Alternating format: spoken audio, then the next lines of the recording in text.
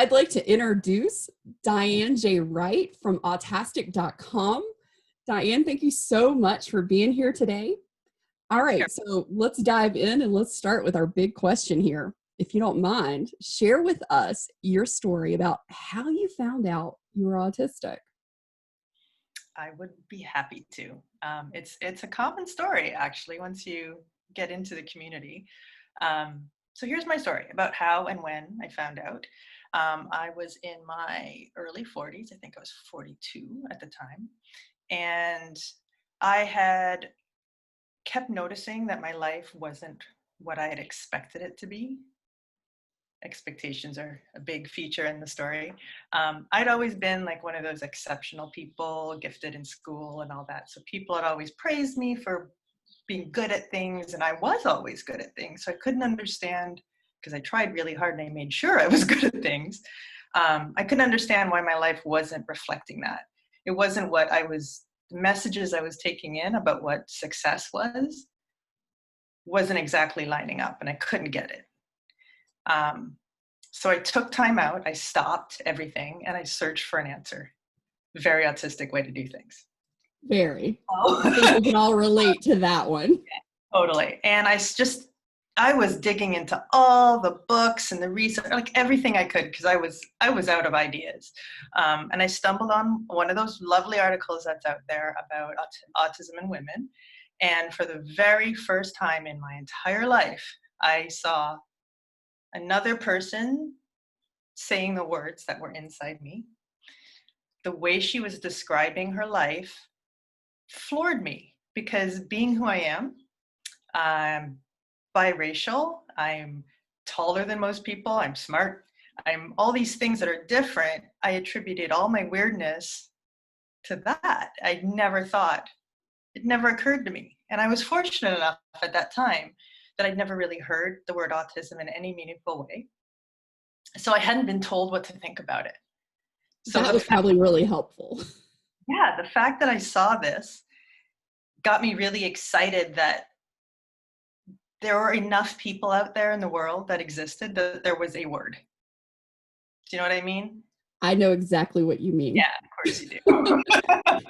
The relief that I felt was just like, it was overwhelming. It's such a relief. And I was so excited to go, whoa, I'm not alone. Yeah, but then I did a weird thing. Okay. I stumbled on this and I thought to myself, okay, there's just another word that describes an identity, and everyone's always looking for identities, like highly sensitive person or empath or introvert. Like these are all identities people lined up behind, and I thought, okay, this is another one, fine. And I just put it away for 2 years. I didn't really think anything about it. And I kept like doubling down and trying really hard and like scheduling and meeting, like doing all the things you're supposed to do to be whatever it is you're expecting to be. And it still wasn't working. And I kept coming back. And then I remembered, what was this quiz I took? And I go and I look at it, and it's like, you're very likely neurodiverse. I think it's the ARDOS one. Yeah. And then I started digging into what that was, and took me down another path that most of us go through. Heavy research. What is autism? What does autism look like in women? Why have I not been noticed before? And like, yeah, it's a huge sense of wonder and relief, and just the greatest weight being lifted. Definitely a weight being lifted. Okay, so this really speaks to me, because you said, hey, I took the word and I just kind of took it in, and then I just went back to what I was doing for a couple years. I did the same thing. Stick in my mind. I had no negative preconceptions. So I would like to say I was avoiding, but I was just ignorant at the time. I didn't know anything. Yeah, I think we all kind of fall into that, especially the female group of us, because there's so little out there, really. Yeah, it's not our fault. Absolutely. We are not people just don't talk about it in women. Oh, it's still happening. Yes, yeah. Absolutely. And a big other realization for me in particular was, once I started understanding what autism was and what it is and how it manifests in adults who weren't seen, especially women who weren't seen. I also started realizing in minorities who aren't seen. And there's very little on people who are Black, Brown, Asian, Indigenous, etc. Very, very little. And I mean, with all that's going on in the world right now, it's highlighting the larger group, but the subgroups, the minority groups, are still absolutely not seen. So there's a long way to go. Well, after you kind of took it in, describe for us sort of what your journey was as you processed your life with the new information. I mean, when you were like, okay, now's the time. Figured out to pay attention, once I clued in. Yeah, so I started researching. The very first book I read, lucky for me, again, so much luck, was Tanya Marshall's I Am Aspian Woman. And that is a collection of stories from women in their own voices about how they learned they were and how they learned they are and what it means in their life to be autistic. I, again, saw myself there among these people who I've never met. It just really solidified that I was fine. Not that I thought that I was broken, but that I was learning how hard I was working, if that makes sense. Yes, that makes a lot of sense. I think you just probably connected with everybody on the other side of this. Because I think we all feel like, I work so hard and I know I work so hard, but I don't think anybody else gets it. I didn't get it. I still don't get it half the time. That's why I wanted to come up with, this is how Autastic started. I mean, I'm sure we'll get to this, but no, go right ahead, because that's one of my big things. How did Autastic come about? Well, I wanted something I could wear, something that I could have that would remind me that I'm autistic, that I'm working really hard in this moment, because I forget. Being alive for 40 years, you learn how to be and you don't think anything of it. So I came up with this, and I made this necklace, which I wear all day, every day, all the time. And loving it. This is what sort of spurred the website and the academy and our groups. So, yeah. That is fantastic, because I've looked at your website. I have poured through everything that you've written, and you've done some amazing things. You really have. I mean, you have Surprise You're Autistic on Facebook, which is a wonderful group. I love the way that it's open and it engages people, and it is not discriminatory. It doesn't shut people down. It allows people to voice where they are, wherever that is. And I think you've done such a beautiful job. It's such a gift. Thank you. Yeah, I think that also comes out of being a minority of the minorities. You learn how to navigate majority spaces. And I have to say, in the last month, I've spent an inordinate amount of time talking to people online who mean well, but they have also, in their quest to help others, have claimed the spaces I created as their own, have come to me yelling at me that I've failed people of color, and they're trying really hard, but at the same time, they haven't taken one or two clicks to find out who I am and to find out the work I'm doing and my hashtags, which are autistic POC, which people of color, autistic women, autistic while brown. Like, this is my life. And I don't want to turn it around and go, this is the problem. But I'm trying to keep them as excited allies and sort of help them learn exactly what the problem is. And I think sometimes half the battle is identifying the problem and putting words to it to communicate with other people so that they can have a better understanding. And I think you do such a great job of that. Thank you. I've worked really hard at it, and I work hard every day, because as I've learned what our common traits are, I can see that coming out in our interactions when people flare up in a group. Any group of people is going to have a flare up. But also, I mean, our tendency to black and white thinking, our devotion to fighting injustice. Like we have all these beautiful traits that come out sometimes not so well. And we also have a lot of trauma. A lot of us live with complex PTSD from being denied who we are, from overt abuse, from living in a world not designed for us and not even knowing it. Yeah. So there are a lot of things that go into moderating a group.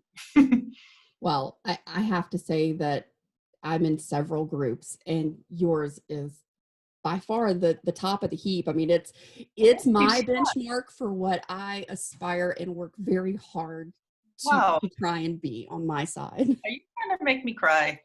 No, no, I'm trying to convey to you how very impactful what you're doing has been in my life. So let's get into this, because I feel like you probably have some serious gold nuggets here to share. Oh, no pressure. No pressure, really. Okay, so what is the best thing you learned, or thing that made your life better when you were first starting? Like, what would be the one big thing? Because like the book really helped you, but what was the next big thing? The next thing that helped me, or the next thing I learned? Both. I mean, it could be either one. It's just like from that beginning journey, what was the one that you would share with somebody else? All right. The things that helped me, aside from that one book and the other autobiographies I read, it was I sought out all the autistic voices I could. It actually didn't occur to me to go to non-autistic people. Like, I just lucked out.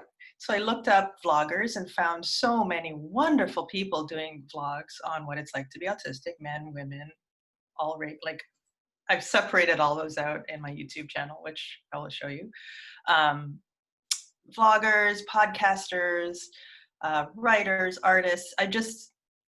Researchers, of course, but I just looked for our voices and learned what I could about what it's like to live inside this skin, you know? And the best thing I learned was that I'm not an inexplicable failure. I'm actually an amazing success story. Like, once I learned what I was doing and how I was living, I was actually kind of blown away that I'd made it this far. I mean, I'd gone through, and most of us out there have gone through significant depressive episodes. We live with anxiety. We may have even been suicidal several times in our life, like really, really dark places. And to still be here after 40 something years, 49 now, I think I am, like, I'm my own hero. This is amazing.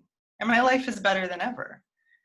Oh, you just gave me chill bumps. I cannot lie. You just absolutely gave me chill bumps.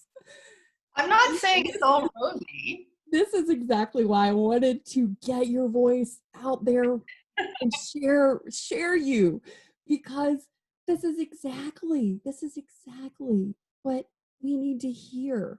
You know, for me as an autistic woman, I mean, I just turned 46, and absolutely, it is a miracle I am still here. Still alive. Everything that's happened in my life, you know, because I've been suicidal since I was 6. I mean, I knew something was wrong and I was miserable at 6 years old. You know it's bad. And, you know, and everybody in my life tried everything they could to help me. I mean, my mom and dad took me to the therapist, all this stuff, but they didn't know in the 70s what we know now. Yeah. Yeah, and it's heartbreaking and also exciting at the same time. I have membership questions to help me sort of tailor our membership to those who, you know, need it and want it. And in those questions, people express they're so unhappy, you know, and seeking they're just looking so hard for answers. And I don't have all the answers, but I know that we don't have to live in that misery. We don't have to live with that feeling that comes from not knowing who we are and not being accepted for who we are. I mean, that doesn't need to happen. So 100%. 100%. I agree with you. That's my side of it. I absolutely agree with you 100%. That's the whole reason I started doing what I'm doing, Yeah. which is Yeah. similar to what you're doing, is that I found, and you found, that there's this other side of it. And we got there on our own with a lot of hard work, and we want to share and shorten that learning curve and shorten that journey for other autistic people, because you and I Yeah. know there's so much more on the other side, and we got there, and we know we can help somebody else get there too. It's night and day. I can't even express how profoundly different I feel about my life now. There are no words, really. And I look at you and I see, like, here's somebody who's strong and inventive and resilient, and look at what you're doing. Just, you're here and you're thriving, right? I think it's also in some of the conversations that I've participated in and have observed in our community, is that there's this feeling that it's so nice to know that there are other people that didn't have a clue before, that now have a better idea about what it's like to need some space, to have a little downtime, to be Yeah. comfortable communicating online, and has opened it up because other people have experienced sort of some of the things that we experience on a regular basis. And I Yeah. think that awareness, and it's brought an awareness. I think it's brought an awareness to all of us. Even as autistic people, we have a different awareness now than we did 3 months ago. Yeah.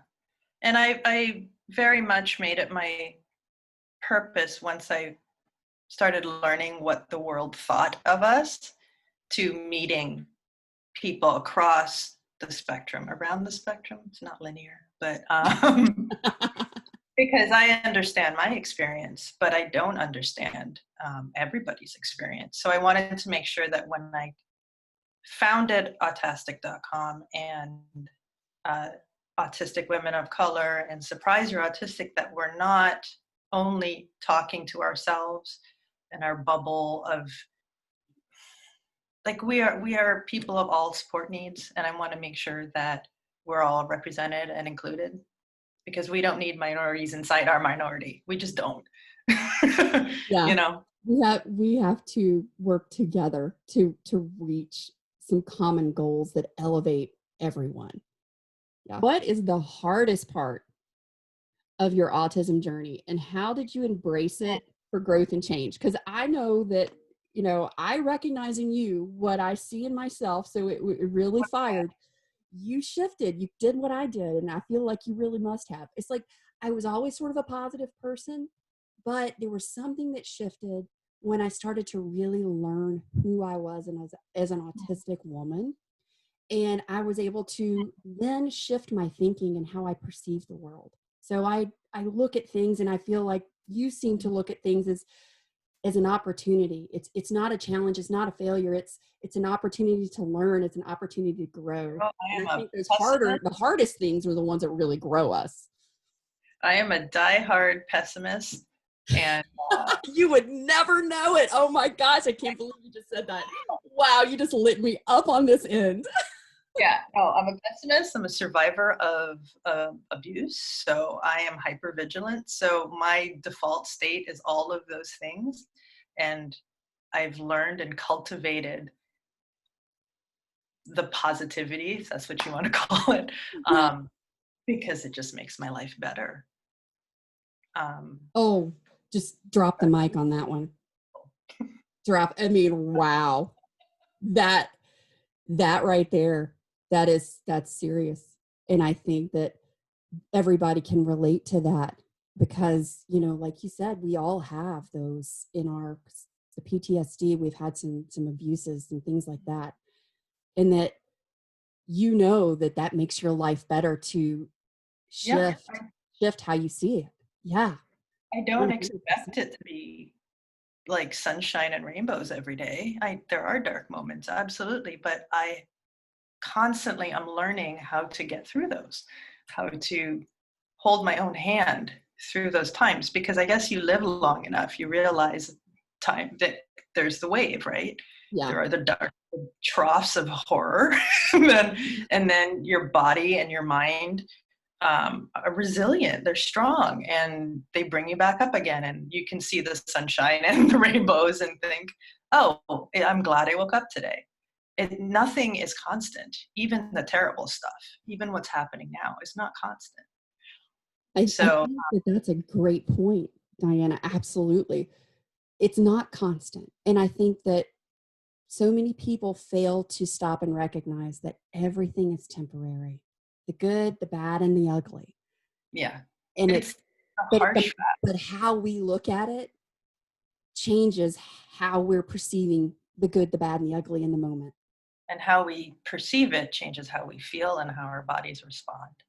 Hey, I'm all about the science. I'm all about the science, the neurobiology, the neuroscience. I'm going to always go back to how our bodies are going to respond. Yeah. And absolutely. So to answer your question, the hardest thing of my journey was, and it still is that making that shift. It's kind of a constant bit of work for me, because your foundational learning, the person you learn to be in the world as a child, I mean, you learn how to exist. It's not conscious. And that carries you forth, and it's reinforced and reinforced and carries you into your adult life. And if you're 30 or 40 or 50, and there are people in our group who are 70 and 80, which is so good. I know, it's great. I love it. Good. If you find out midstream that your things aren't what you thought they were, then that foundational learning is still there. The core of who you are and how you respond is still there. So the hardest thing for me is that everyday work on finding that space between my reactions to things and my responses to things. So yeah, that's tough, finding that pause. I'd have to agree with you. Absolutely. It is my daily challenge. It really is. Well, I remember, I forget I'm autistic, right? I'm just doing me. Yeah. And it just kind of happened. So Diane, I would love for you to share the how and the why of your hashtag AutisticElder. I want you to share with everybody what that is, because when I saw it, I thought, oh man, why didn't I have this? I wish I would have had this so much sooner, and I wish I would have known about it before. And I want everybody to know about this. Yeah, that's been really kind of wonderful, actually, the people who volunteered for that. Let me say what it is. Okay. So I have 5 hashtags at this point. I'll go through them. Autistic women, autistic POC, autistic while brown, Aut life, which is more general, and autistic elders. And autistic elders is, I asked people who were over 40 as a somewhat arbitrary point for having lived enough to learn a few things. Right? We hope we have anyway. We try. To volunteer themselves as a mentor group on Twitter for anyone of any age who wants to ask how to deal with a certain life situation, want to know what our coping mechanisms have been, because after that age, or around and about that age, I don't want to be discriminatory, ageist, we have come through decades with our own coping mechanisms. We've developed ways to be in the world and may not have realized that we have. Like if you go into a grocery store, how do you go through the grocery store? How do you maintain your sanity in that space, which is very challenging for a lot of people with sensory issues. And if you don't know you have sensory issues, you may have come up with a few things like, hey, I'm always wearing earbuds. You may not have thought about it. The autistic community who's younger, they're very aware of noise canceling headphones. It's a different experience. So you can use that hashtag, Autistic Elders. There are somewhere around 100 people, I think, who check that tag regularly, and they answer questions. That's it. It's a helpful. Now that's just on Twitter. That's on Twitter. The autistic community seems to be mostly on Twitter. I could be wrong. I do have an Instagram presence for us, but I'm not there. I only have so many hours in a day. Right. I'm so with you right there. There's just so many platforms you got, like, I got to pick the ones I can manage So and we're on show up. Facebook and Twitter, and that seems to be reaching people. So. Okay, so I have one last question for you. What is the one thing, the biggest thing, the most important tip you want late diagnosed people who are just starting their journey to know? Okay. The one thing I want late identified people, and I use the phrase late I identified. like that better. I'm going to adopt that one. I like that. Well, because Identified, because a lot of people are self-diagnosed because you just can't get it. and diagnosis, yes, technically is one step of this life-altering journey that starts the minute autism arrives in your consciousness. Like there's just so much more than diagnosis. And being medicalized, we immediately go, oh my God, there's something I need to go see a doctor about, and they need to tell me who I am. And that's okay, because that's what we're trained to do. But even if you do that immediately, that doesn't negate the rest of your journey. No. And it doesn't change the fact that you know when you know. It's not like It's you so can complete. deny that that's who you are. When you're autistic, you know. Yeah. And once you see yourself, you can suddenly see those around you. And we attract, not we attract like, but our social style meshes with others of who have the similar social style. So it's a good chance a lot of our friends and family are as well. Absolutely. So what I want people to know is that right now you are a product of a lifetime of heroic self-preservation, right? The person you are is amazing. Period. It's fact. You would not be here to get where you are without knowing that you've been working so hard and that the way you exist in the world is fundamentally different than most of the people around you. That is amazing. That shows the strength you have, the resilience you have. Just shows so many good things, not bad things, and we're just, it's perspective. Being told I'm not who I think I am, that I'm masking, that everything I do is a learned reaction, right? So who am I? And I know personally, long before I found out, people would say, well, what do you want to do? And I'd be like, what do you mean? Like I had no multiple choice list to choose from. Like, what do you mean? What do I want to do? I didn't even know how to figure that out. So I developed a course that's a gentle guide to help people peel back the layers of what they've learned and find out who they are and listen to they learn what the signals are when you like something. Learn the things that give you actual joy. Know what they are, write them down. And you can start building your life choices on that. Who am I in relationships with? What kind of work am I going to do to sustain myself? What's my leisure activity? What's that going to be? Or multiple things. Those all come from knowing who you are. And when you've been performing through life, whether you know it or not, you will come to know it. Yes. Because that's how we get through life. Right. You have to learn, you have to be taught, I think, on your own or not, to put those mechanisms down and feel safe. Those have kept us safe this whole time. And it's scary and difficult to put them aside because we need them, but we can in small, gentle steps. And then we can build our lives to be fulfilling for what's real, what comes from inside. So I noticed, and you do a lot of journal work, and I found for me that was such a tremendous help in uncovering the layers of who am I. And I did kind of like you. I delved in for so many years, and I read and I researched and I sought out people to help give me some guidance. And what I found in the journaling process, and I saw that this is a part of your academy, and I loved this, that there were journal prompt questions, because for me, there were questions that I found for myself that I didn't even know I was supposed to know the answer to. Yes. Like, what are your core values? Well, I had no idea. Right. But now I do. I can tell you. And And every I had decision to I learn. make goes back to that. Did you? Yeah. No, it's And it makes all the difference in the world. It helps me say no to stuff that just doesn't fall into what my core values are. It made yeah. my decision making 10 million times easier.